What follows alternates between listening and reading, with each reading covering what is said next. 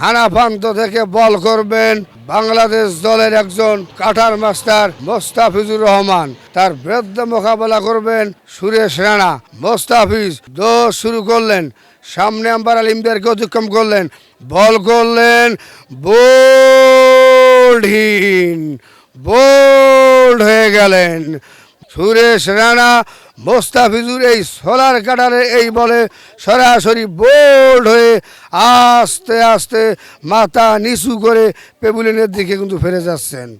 দর্শক আমার পাশে থেকে দেখতে পাচ্ছেন তিনি একেবারে হুবহু নকল করতে পারছে জাফরুল্লাহ সারাফতের কণ্ঠ। এবং জাফরুল্লাহ সারাফত চিনে না এমন মানুষ কিন্তু কমই আছে। যারা ছোটবেলায় ক্রিকেট দেখতো তারা জাফরুল্লাহ সারাফতকে অবশ্যই চিনবে, কারণ জাফরুল্লাহ সারাফতকে আমি অন্তত চিনেছি রেডিওর মধ্য দিয়ে। যখন আসলে ছক্কা মারতো বাংলাদেশ খেলোয়াড়রা তখন কেমন করতো। যা হোক, এবারে প্রস্তুত মোহাম্মদ আশরাফুল। বোলিং হলেন বিশ্বের নাম করা বোলিং হলো বেডলি। দশ শুরু করলেন, বল করলেন এবারে ডান চিন ডান ডাই গেড়ে দেয়া লফটে shot over the top long long way six maximum. এই ম্যাক্সিমাম 6টি যে ওভার দিলেন তিনি হলেন বাংলাদেশের প্রথম সুপারস্টার মোহাম্মদ আশরাফুল। আসসালামু আলাইকুম। ঢাকার মিরপুর শেরে বাংলা জাতীয় স্টেডিয়াম থেকে চৌধুরী জাফরুল্লাহ সারাফত বলতেছি। সঙ্গে সঙ্গে ক্রিকেটের লাইভ অ্যাকশনে জানাচ্ছি আগাম আমন্ত্রিত। আজকে যে দুটি দলের খেলা হবে শক্তিশালী বাংলাদেশ এবং ওয়েস্ট ইন্ডিজের মধ্যে, সেই ম্যাচের কিন্তু আপনারা ফলাফল পেয়ে গেছেন। বাংলাদেশ 7 রানে ওয়েস্ট ইন্ডিজকে পরাজয় বরণ করেছে। বাংলাদেশ দলের অত্যন্ত গুরুত্বপূর্ণ শেখ মেহেদি হাসান ম্যাচটির ম্যান অফ দ্য ম্যাচ নির্বাচন হয়েছে।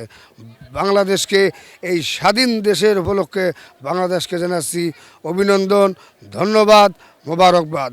বাংলাদেশের নাগরিক যারা দর্শক এই ম্যাচটি উপভোগ করেছে তাদেরকেও জানাচ্ছি ধন্যবাদ, আন্তরিক মোবারকবাদ। চলুন আপনাদেরকে নিয়ে যাই ঢাকার মিরপুর শেরে বাংলা জাতীয় স্টেডিয়াম থেকে স্টুডিওতে। আপনারা সবাই ভালো থাকুন, খুব ভালো, খোদা হাফেজ, বিদায়, বাই বাই। দর্শক আমার পাশে থেকে দেখতে পাচ্ছেন তিনি একেবারে হুবহু নকল করতে পারছে জাফরুল্লাহ সারাফতের কণ্ঠ। এবং জাফরুল্লাহ সারাফত চিনে না এমন মানুষ কিন্তু কমই আছে। যারা ছোটবেলায় ক্রিকেট দেখতো তারা জাফরুল্লাহ সারাফতকে অবশ্যই চিনবে, কারণ জাফরুল্লাহ সারাফতকে আমি অন্তত চিনেছি রেডিওর মধ্য দিয়ে। কারণ আমরা যখন ছোট থাকতাম আমাদের বাসাতে তেমন কারেন্ট থাকতো না, কারেন্ট চলে যেত এবং টিভিও কিন্তু অ্যাভেলেবল ছিল না। যেই কারণে আমরা আমাদের আশপাশে যে রেডিও থাকতো সেই রেডিওতে আমরা মূলত খেলাগুলো শুনতাম বা দেখতাম। আসলে তখন কিন্তু সেই জাফরুল্লাহ সারাফতের সেই চিরচেনা কণ্ঠে সেই দর্শক বলে যে হুঙ্কার যে দেওয়ার একটা বিষয় সেটা কিন্তু আমরা শুনতাম। এবং আজকে দেখতে পাচ্ছি ঠিক তারই একজন ভক্ত তিনি নিজের মধ্যে জল্পনা কল্পনা করেছে এবং দেখতেও কিন্তু জাফরুল্লাহ সারাফতের মতো কিছুটা লাগছে। জাফরুল্লাহ সারাফত যখন ছক্কা মারতো বাংলাদেশের খেলোয়াড়রা তখন কেমন করতো, যখন 4 মারতো তখন কেমন করতো। এবং জাফরুল্লাহ সারাফত কিন্তু একটা কথা বলতো যে মানে লং ওভারের উপর দিয়ে 4 রান কিন্তু হলো, এমন একটা কথা কিন্তু জাফরুল্লাহ সারাফত বলতো। সেগুলো আমাদেরকে একটু শোনাবেন কিনা, এবং জাফরুল্লাহ সারাফতের প্রতিটা 1 রান থেকে শুরু করে ছক্কা পর্যন্ত আউট পর্যন্ত কেমন করতো সব মিলে আমাদেরকে একটু শোনাবেন।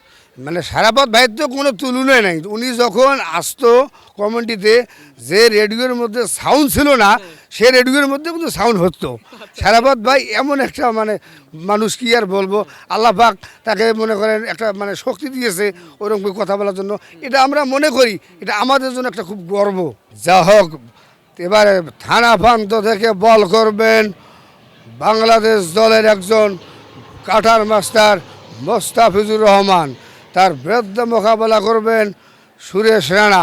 মোস্তাফিজ দৌড় শুরু করলেন, সামনে আম্পার আলিমদেরকে অতিক্রম করলেন, বল করলেন বোল্ডহীন, বোল্ড হয়ে গেলেন সুরেশ রানা। মোস্তাফিজুর এই সোলার কাটারে এই বলে সরাসরি বোল্ড হয়ে আস্তে আস্তে মাথা নিচু করে পেভিলিয়নের দিকে কিন্তু ফিরে যাচ্ছেন। যখন আসলে ছক্কা মারতো বাংলাদেশ খেলোয়াড়রা তখন কেমন করতো। যা হোক, এবারে প্রস্তুত মোহাম্মদ আশরাফুল।